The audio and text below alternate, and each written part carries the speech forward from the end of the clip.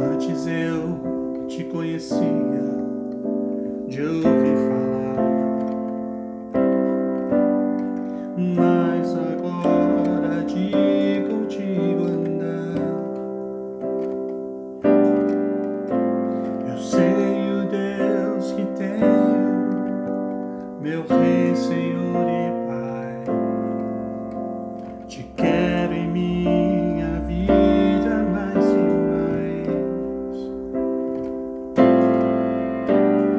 Antes eu te conhecia de ouvir falar, mas agora de contigo andar. Tu és meu bem supremo, meu Rei, Senhor e Pai. Me alegro em tua vontade mais e mais. Tu sondas e conheces meu coração, Senhor.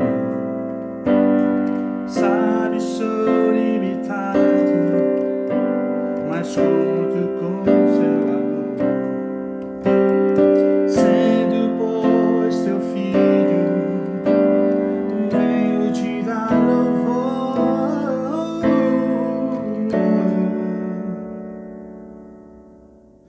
Que bom é tua vida em minha vida. Tu sondas e conheces meu coração, Senhor. Sabes, de ti dependo e conto com teu amor. Sendo, pois, teu filho, venho te dar louvor.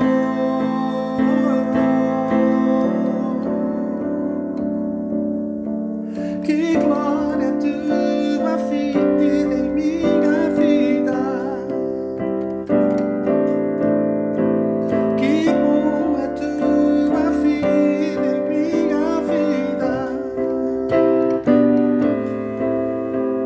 Me alegro em tua vida em minha vida.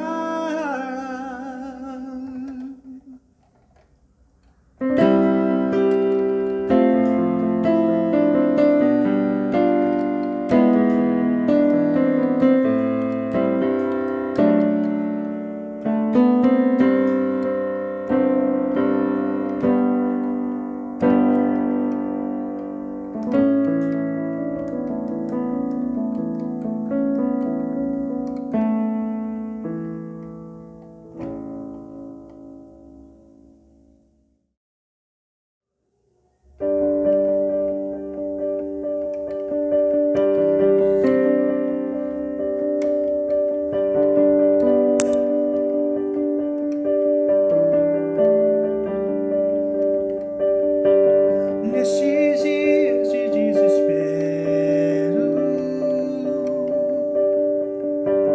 incerteza e medo há. Em uma salvação eu creio em ti, creio em ti. Acredito em Jesus Cristo, acredito em Deus o Pai, acredito no Santo Espírito que nos leva a vida atrás. Acredito na cruz de Cristo, em que a morte enfim venceu. Acredito que ressurreto muito em breve voltará. creio em Ti.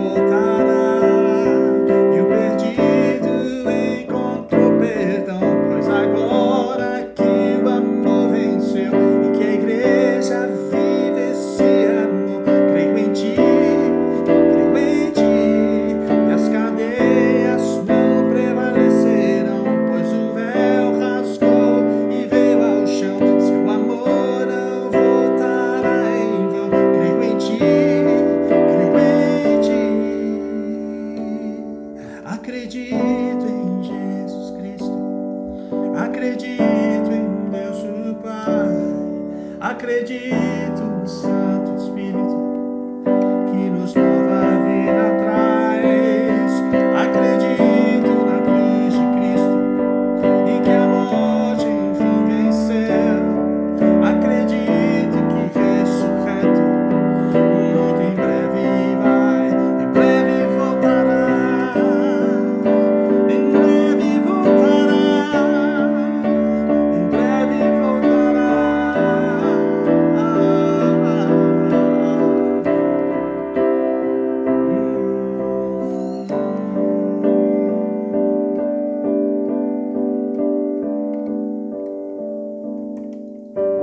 Nesses dias de desespero,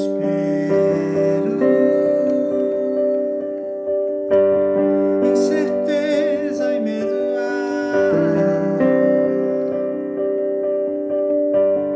em uma salvação eu creio em Ti, creio em Ti.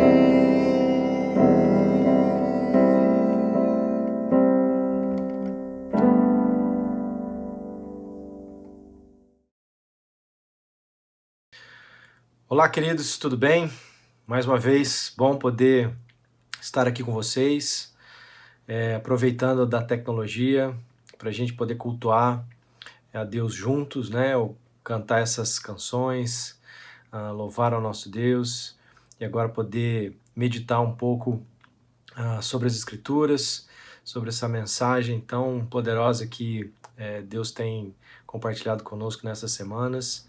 Eu oro para que a gente possa realmente sentir a presença de Jesus conosco, tudo que a gente fizer aqui, já fizemos, estamos fazendo, ainda vamos fazer, para que realmente seja isso que toque o nosso coração, enche também o seu coração aí de alegria, de paz, de shalom, né, como a gente viu semana passada, né, de plenitude aí, de bem-estar, para que possamos ter um tempo abençoados juntos na presença dele.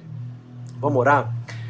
Pai, obrigado mais uma vez pelo dom da vida, obrigado por tudo que o Senhor tem nos dado, obrigado por esses momentos que a gente tem tido oportunidade de ter através da tecnologia, de estarmos juntos, de forma pública, continuando te adorar, limitados aí pelo isolamento, mas o Senhor conhece o nosso coração, o Senhor conhece da nossa devoção, o Senhor sabe como nós apreciamos esses momentos também, e a gente quer agradecer a liberdade de poder estar junto nesse tempo fazendo isso. E pedir para que a Tua presença em nós e conosco nos abençoe nesses instantes, essa mensagem poderosíssima de esperança, que realmente fale aos nossos corações, nos encoraje, nos estimule, nos enche aí de esperança pelo futuro, apesar de todas as dificuldades que a gente tem enfrentado, Deus. Nós mais uma vez clamamos Tua misericórdia sobre a nossa nação, sobre o mundo, Pai, que tem lidado aí com o Covid, que os líderes sejam sensatos nas decisões, para que os médicos e cientistas possam trabalhar em remédios, em curas, e logo a gente possa voltar ao nosso convívio social, como a gente costumava fazer, Deus. A gente ora mais uma vez por isso também, e pede para que a Tua boa mão seja com a região ali da Serra da Mantiqueira, Serra da Paulista, que tem sofrido com os incêndios. Que eu esteja ali com a Tua criação, mobilizando também os bombeiros e voluntários, protegendo-os e ajudando-os no controle do fogo.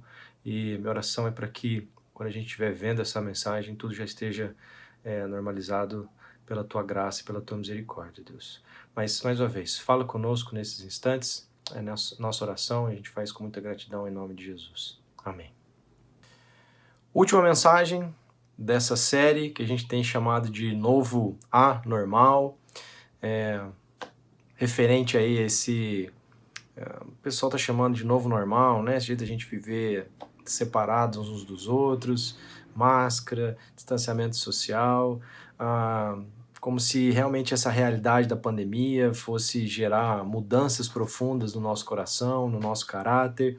As pessoas disseram, né, ou a gente pôde ver nas mídias sociais, né, depois da pandemia seremos seres humanos melhores. E é claro que isso não é verdade. A gente pode observar um simples correr de olho na internet pelos sites de notícias, como que o mundo continua da mesma forma como era antes da pandemia, né? Porque a pandemia não tem o poder de verdadeiramente e profundamente mudar os nossos corações, né? Então, existe uma coisa no mundo que é capaz de transformar os nossos corações para que eles deixem de ser egoístas, para que eles deixem de ser orgulhosos, para que eles deixem de buscar os nossos próprios interesses, para que ele possa verdadeiramente amar a Deus acima de todas as coisas e amar uns aos outros assim como Jesus nos amou. E o poder para que isso aconteça na nossa vida é o que a gente conversou sobre toda essa série, é o que a gente chama de Evangelho, as boas notícias a respeito de Jesus e do reino de Deus, como que a vida, a mensagem, a morte e a ressurreição de Jesus trazem, inauguram para a gente essa realidade do reino de Deus sobre o mundo, né? Que iniciou uma era do reinado de Deus de fato sobre a humanidade, primeiro convidando a humanidade a abandonar esse estilo de vida onde nós somos deuses da própria vida, nós definimos o que é certo e errado por nossa conta, mas nós somos convidados a abandonar esse estilo de vida e a viver debaixo do governo amoroso de Jesus, de Deus, um Deus que entrou na nossa história, que se fez oprimido, se fez pobre, se fez humilde e se ofereceu em sacrifício por nós, para que nós pudéssemos viver esse relacionamento de forma correta com Deus, para que os nossos erros fossem pagos naquela cruz. E a ressurreição de Jesus prova para a gente realmente como que o poder, que é muito maior do que a morte, né? O poder da presença de Deus no mundo hoje está disponível a nós, para a gente viver um relacionamento correto com Deus, amando a Ele em primeiro lugar, aos outros como Jesus também nos amou, e isso a gente chama de Evangelho. E esse é o que realmente é capaz de realizar mudanças profundas e significativas nas nossas vidas. Nós vimos como isso começa transformando o nosso coração, a maneira como a gente vive, a maneira como a gente lida realmente com os nossos amores, como isso se estende para uma vida em comunidade, e uma vida em comunidade que serve de exemplo de uma sociedade alternativa, né, para um mundo que ainda vive em rebeldia contra Deus, e de como que essa vida em comunidade que começou com os nossos corações é capaz de mudar toda a nossa realidade, todo o mundo ao nosso redor, né? Nos chamando para nos importar com a cidade, com as pessoas que moram nela. A gente pode fazer isso através do nosso trabalho, e a gente pode fazer isso realmente nos empenhando em viver uma vida que busca justiça, né? Justiça para o marginalizado, justiça para o oprimido, justiça para o mais pobre, justiça para quem está sofrendo violência. Enfim, a gente pode usar o nosso tempo, os nossos recursos, os nossos dons, para não só abençoar a nossa comunidade, mas também abençoar toda a cidade ao nosso redor, e dessa forma a gente é capaz de ver a presença viva de Deus em nós e através de nós, mudando as estruturas e realidades ao nosso redor. É isso que, por exemplo, o profeta Ezequiel tem nas suas visões, da onde o poder de Deus, o poder do Espírito de Deus habitando no seu novo templo, que somos nós, como é que isso tem o poder realmente de levar vida nas regiões mais secas, mortas e pobres desse mundo onde a gente vive. E é dessa forma que a gente consegue experimentar a realidade do reino de Deus, que um dia vai ser plena sobre todo mundo. Por hora a gente vê pequenas porções dessa realidade, a gente experimenta pequenas porções dessa realidade porque, mais uma vez, a gente vive num conflito de eras, né? Uma era onde a humanidade rebelde com Deus ainda convive com a humanidade que abandonou essa rebelião. E nessa era, a gente tem algumas visões de como será o futuro, e o futuro vai ser algo grandioso e glorioso, como a gente vai ver hoje. Vocês já repararam que Deus começa a história humana num jardim, mas termina a história em uma cidade? Quando a gente lê lá o Apocalipse 21 e 22, né, o resultado final de tudo que Deus fez, né, o ápice de tudo que ele redimiu, de tudo que ele salvou e consertou, é uma cidade. É mostrado a nós numa cidade que é chamada de Nova Jerusalém. E no meio dessa cidade está alguma coisa que a gente não vê desde lá do livro do Gênesis, que é a árvore da vida. Né? O que a árvore da vida está fazendo no meio de uma cidade? Isso significa, queridos, que a Nova Jerusalém é o que o Éden deveria ter se tornado. Né? Essa cidade é o cumprimento do paraíso, onde Deus colocou lá aquele primeiro casal, Adão e Eva, para viver e comissionou eles para desenvolver. O resultado daquilo deveria ser, ou vai ser e será, essa Nova Jerusalém. Não é? Infelizmente, o mundo que Adão deveria ter construído e não conseguiu, só foi alcançado e só foi possível através do segundo Adão, que é Jesus Cristo. Né? Paulo chama Jesus assim, o segundo Adão, porque ele foi o ser humano que fez de fato o que o primeiro Adão deveria ter feito, mas falhou em fazer. E aí no capítulo 60 de Isaías, a gente vê também um retrato do nosso destino final. Uma visão da criação numa ordem completamente restaurada. E ali a gente vê 3 futuras realidades. A primeira visão é a visão de uma cultura renovada. Né? Isaías 60 descreve a cidade de Deus desse modo no versículo 11. Os seus portões ficarão abertos dia e noite para receber as riquezas de muitas nações. Os reis do mundo serão conduzidos como prisioneiros num desfile de vitória.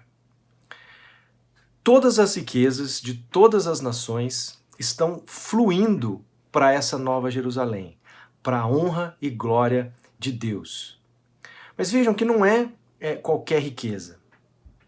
Cada nação está trazendo a sua própria riqueza. Né? Cada rei, cada nação está trazendo os produtos culturais do seu povo, em particular, para a cidade eterna. Isso inclui, por exemplo, os navios de Tarsis e os cedros do Líbano. Assim, o versículo 13 diz assim: a glória do Líbano será sua, os bosques de ciprestes, abetos e pinheiros, ela adornará meu santuário, meu templo será glorioso. E o versículo 9 diz: à frente vêm as grandes embarcações de Tarsis, trazendo de volta o povo de Israel, que vem de lugares distantes com sua prata e o seu ouro. E isso é muito inesperado, porque os navios de Tarsis, os cedros do Líbano, estão sendo levados para essa nova cidade, né? A cidade de Deus.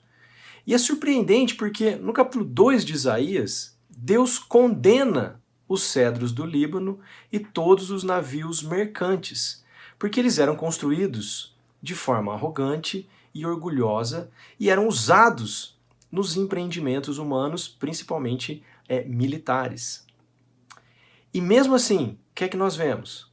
Nós vemos esses navios e os cedros do Líbano vindo e se tornando parte da cidade eterna. O que isso significa? Significa que até os produtos culturais das nações pagãs, das nações que não servem a Deus, não querem ter relacionamento com Deus, os produtos culturais dessas nações que foram criados para a glória do homem e não para a glória de Deus, foram criadas para a glória de falsos deuses, mesmo assim, todas essas riquezas estão sendo levadas até a cidade de Deus, porque elas estão sendo transformadas, estão sendo incorporadas ao novo céus e à nova terra. O que é que isso significa? Significa que nessa nova criação ainda vai ter arte, ainda vai ter arquitetura, ainda vai ter todas essas coisas, música, porque nós mesmos, fisicamente, no nosso corpo ressurreto, nós estaremos ali por esse motivo. Todos esses bens culturais. Embora eles tenham sido produzidos na cidade do homem, embora tenham sido produzidos na era má, eles vão ser trazidos e transformados e incorporados na cidade de Deus. Por isso que eu falo que no meu céu vai ter bacon e vai ter coca, porque vai ser transformado em coisas que não fazem mal. Fecha parênteses. Nosso trabalho, queridos, ele não vai ser destruído, né? Tudo que a gente produz de cultura não vai ser destruído, mas vai ser transformado. O fogo que a gente vê surgir lá no Apocalipse, no fim da história, ele não é um fogo para destruir todas as coisas, mas ele é um fogo para nos levar ao paraíso espiritual ou algo do gênero. É um fogo que purifica.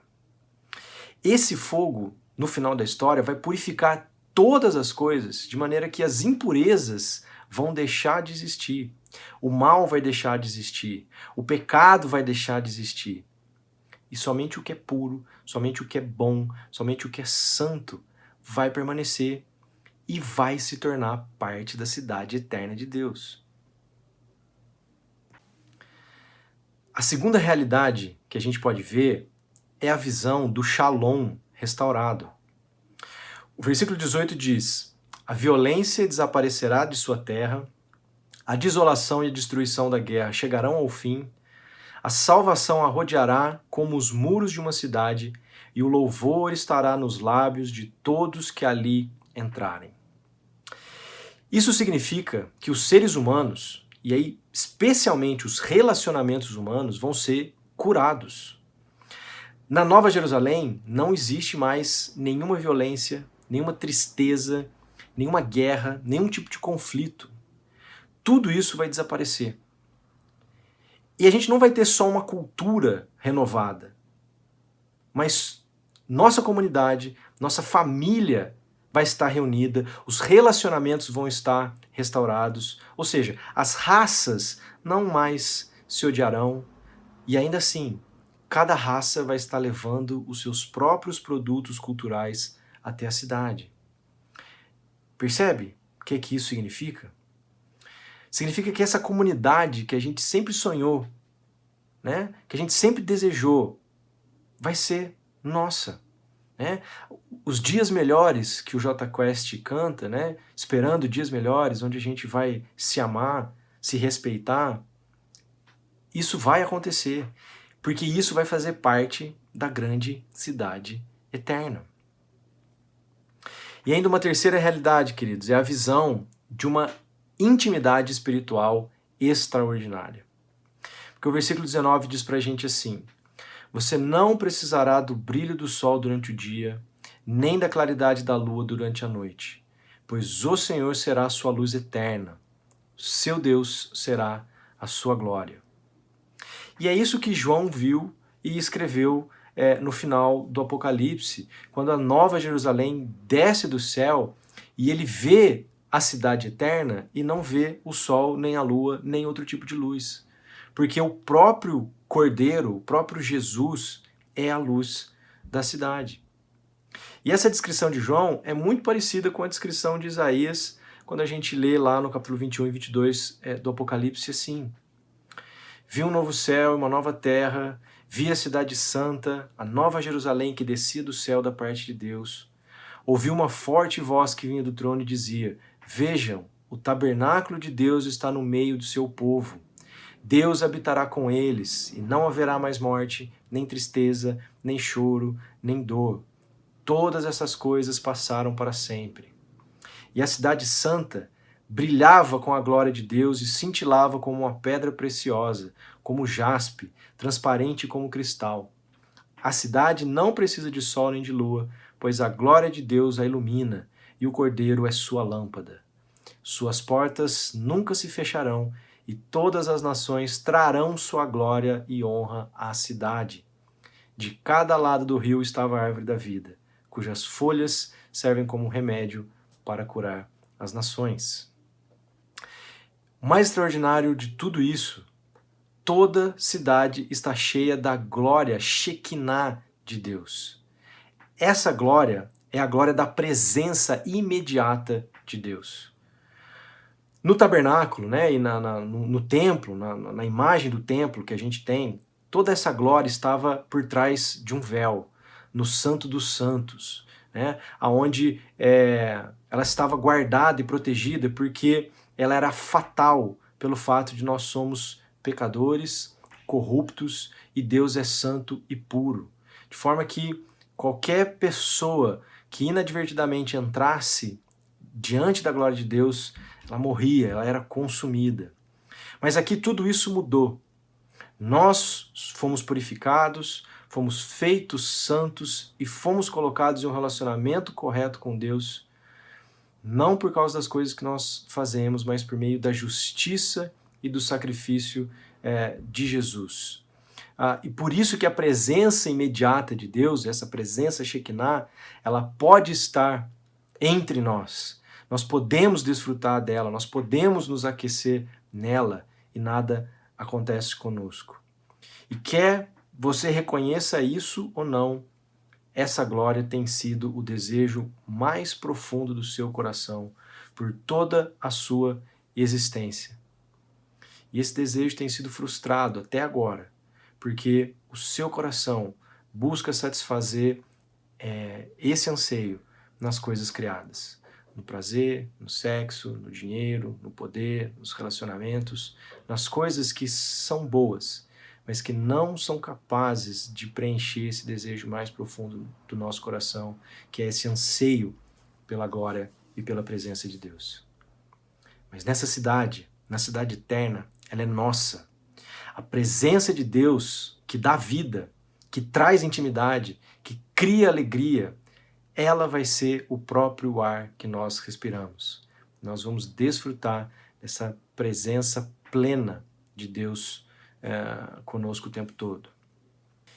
E isso tudo, queridos, nos traz essa visão desse mundo completamente restaurado.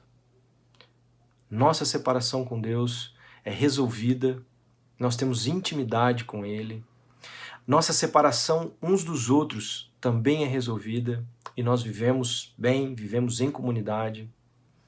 Nossa separação com o mundo também é resolvida e finalmente a gente tem uma cultura e um universo completamente renovado e que glorificam a Deus.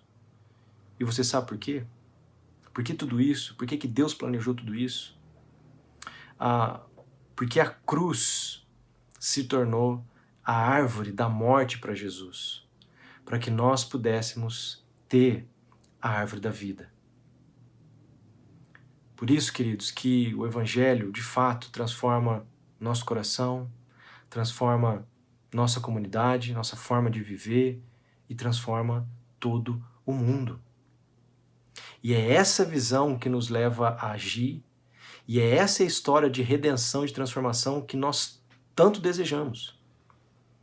Nesse momento a gente vive um capítulo particular dessa história, né? No nosso tempo, onde a gente está, e a gente busca transformar corações, comunidades e o mundo do jeito que a gente pode. compartilhando essa história a respeito de Jesus, usando os nossos dons e talentos para fazer justiça. E aí a gente aguarda ansiosamente esse último capítulo da história, mas que, como disse o C.S. Lewis, o escritor lá do Crônicas de Nárnia, toda essa nossa história, ela é simplesmente a capa e a folha de rosto, porque a história mesmo vai estar apenas começando. Quando nós chegarmos nesse momento onde a Nova Jerusalém, a Cidade Santa, será plena, tudo vai estar restaurado, esse vai ser apenas o início da história. Quando a gente chegar àquele momento, esse tempo no qual Isaías está falando, e a gente vai descobrir que a gente chegou ao capítulo 1 dessa grande história, que nenhum ser humano até hoje leu, mas que vai durar para sempre, e que cada capítulo é sempre melhor do que o outro, porque a gente vai desfrutar plenamente da presença de Deus conosco e da possibilidade de conhecê-lo cada vez mais. E nós estamos falando de um Deus que é eterno, estamos falando de um Deus que é excepcionalmente grande, e nós vamos demorar uma eternidade para conhecê-lo, ou seja, cada dia vai ser um pouco mais emocionante do que o outro. Nós vamos descobrir coisas novas a respeito desse Deus amoroso que não abandonou a sua criação, a sua rebelião, mas se fez como um de nós, entrou na nossa história, entregou a própria vida em favor dessa humanidade rebelde, para que nós pudéssemos ter tudo isso de volta. Todo o plano original sendo realidade para as nossas vidas. E essa, queridos, é a nossa esperança. É nisso que o nosso coração repousa. É aí que encontramos força para, mesmo diante das dificuldades, mesmo diante do sofrimento que a gente ainda experimenta nesse momento da história. É essa visão futura que nos impulsiona. E é essa realidade que a gente quer tanto levar para o coração das pessoas, porque tudo que o nosso coração mais anseia, Deus deu tudo para que a gente pudesse ter ido. Deu a vida do próprio Filho para que o nosso coração tivesse esse anseio satisfeito, o anseio pela presença dele, pelo calor da glória dele, poder viver nisso, numa realidade eterna e para sempre. Amém? Maranata, vem, Senhor Jesus.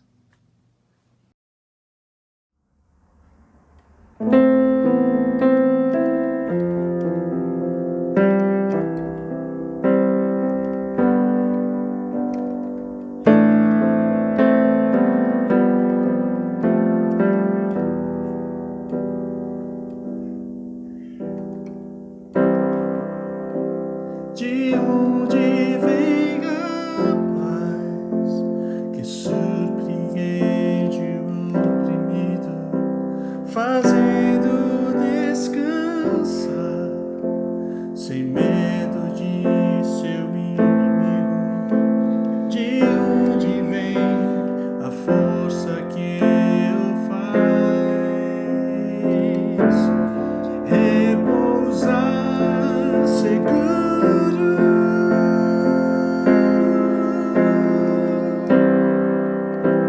De onde vem a paz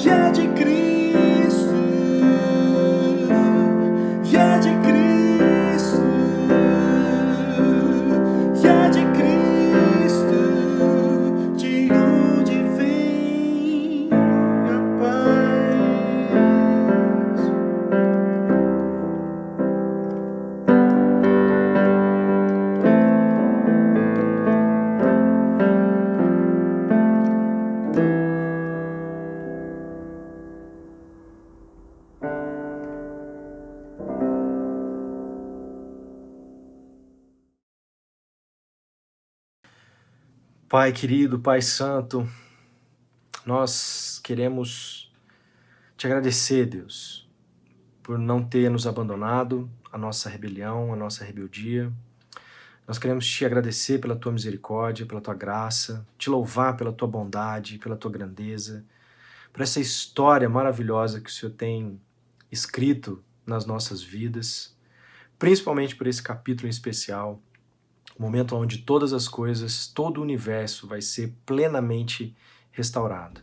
E o anseio do nosso coração completamente preenchido pela tua presença, Deus. Eu oro para que nós consigamos, Deus, nessa era, nesse momento da história, que ainda é conflituoso, que nós consigamos realmente encontrar esse desejo preenchido na tua presença e que ele nos mova na direção de todos aqueles a quem o Senhor quer alcançar, para levar essa mensagem, para buscar a justiça do teu reino, até que ele de fato seja plenamente consumado sobre toda a nossa existência. E até lá, nós possamos viver dessa forma para que as pessoas realmente te enxerguem, te vejam, te glorifiquem, te honrem como o verdadeiro Rei de todo mundo, de todo o universo, que é bom e maravilhoso, Deus. Que essa seja nossa esperança e que ela nos mova realmente como tua igreja, como teu povo, como tuas testemunhas, na direção de todos aqueles a quem o Senhor quer abençoar e alcançar, para que a gente realmente possa experimentar cada vez mais no nosso dia a dia a realidade da tua presença, a realidade do teu poder e a realidade do teu reino operando nas nossas vidas e em todo o mundo. Essa é a nossa oração em nome de Jesus. Amém. Queridos, que a graça eterna desse Jesus, o amor desse Deus grandioso, infalível, e a presença deles através do Espírito Santo possam ser sentidas, estejam sempre com todos vocês, com toda a igreja de Jesus espalhada pela face da terra, hoje e eternamente. Amém e amém. Querido, se você gostou dessa série, você está pensando assim, nossa, né, o pastor Fernando fez uma série bacana, com boas mensagens, né? Eu não fui abençoado com ótimas mensagens, porque essas mensagens não são minhas, e por isso que elas são boas.